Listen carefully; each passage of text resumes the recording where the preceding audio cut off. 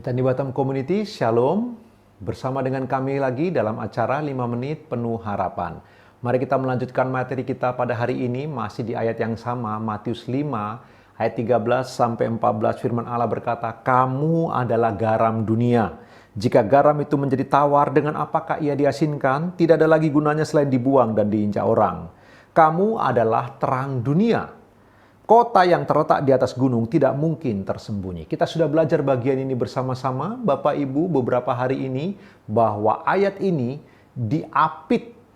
diawali dengan walaupun mengalami penganiayaan dalam sabda bahagian ke-8, walaupun kita dianiaya secara fisik, mental, atau verbal, kita wajib menjadi garam dan terang dunia.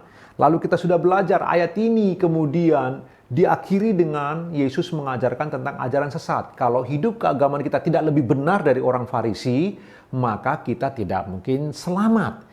Tetapi walaupun di tengah ajaran sesat, kita tetap diwajibkan menjadi garam dan terang dunia. Kita juga sudah belajar bahwa garam dan terang itu sesuatu yang selalu relevan bagi kita. Bahkan sampai hari ini. Karena dunia tidak bisa hidup tanpa garam.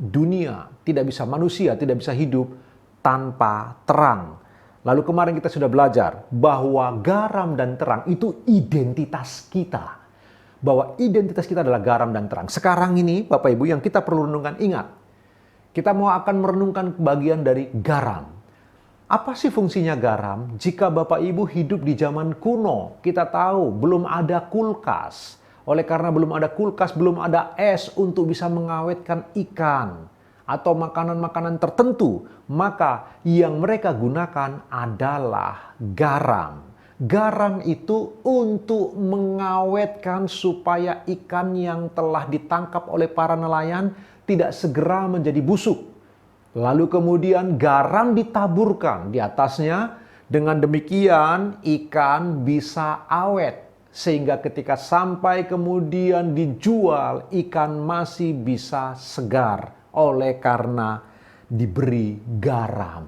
Karena itu Bapak Ibu yang dikasihi Tuhan, kita adalah garam dunia. Itu identitas kita. Dunia sedang mengarah kepada pembusukan.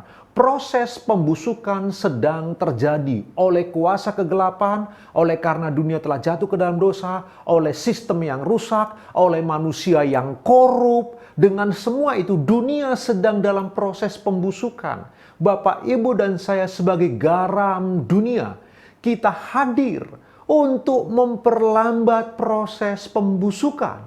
Kita hadir untuk membuat dunia ini bisa melihat kebenaran, bisa melihat Tuhan ada dalam kehidupan kita. Waktu kita menjadi garam. Jadi garam begitu penting supaya sesuatu tidak segera menjadi busuk. Garam hadir di sana untuk mengawetkan. Bapak, Ibu, dan saya, mari kita merenungkan bagian ini. Apakah kehidupan kita berfungsi seperti garam yang mengawetkan sehingga kerusakan tidak segera terjadi? Bapak Ibu, ada banyak keluarga yang sudah menuju kepada kerusakannya. Ada keluarga-keluarga yang mengalami disharmoni. Ada anak-anak yang mulai terhilang oleh karena kita sibuk dengan pekerjaan kita masing-masing. Kita perlu berhati-hati Bapak Ibu. Kita harus sekali lagi hidup sesuai dengan identitas kita. Kita harus menjadi garam. Bapak Ibu, ini yang saya mau memberitahu. Kalau garam hidup hanya dengan garam saja, apa gunanya? Jika anak-anak Tuhan hanya bergaul dengan anak-anak Tuhan saja, apa artinya? Ada peribahasa mengatakan, untuk apa menggarami laut? Laut sudah asin, untuk apa menggarami laut? Anak Tuhan yang hidup hanya dengan komunitas anak Tuhan saja. Di gereja dengan anak Tuhan, di rumah dengan anak Tuhan, di lingkungan hanya dengan anak Tuhan, di kantor hanya dengan anak Tuhan. Apa artinya kehadiranmu di dunia ini? Engkau tidak menggarami apapun. Engkau tidak mengawetkan apapun. Garam kebanyakan, darah tinggi Bapak Ibu. Tensi bisa naik.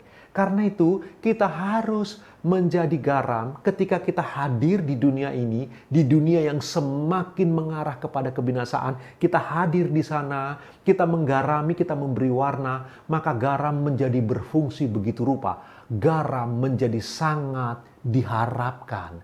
Mari bersama-sama Bapak Ibu, ayo Memang kita perlu berhati-hati di dalam bergaul, tetapi jika kita hanya bergaul dengan anak-anak Tuhan, kapan kita menggarami dunia ini? Karena itu sepanjang hari ini sementara kita beraktivitas, pastikanlah bahwa aktivitas kita sedang menggarami dunia ini. Tuhan Yesus memberkati Bapak Ibu. Sampai ketemu besok.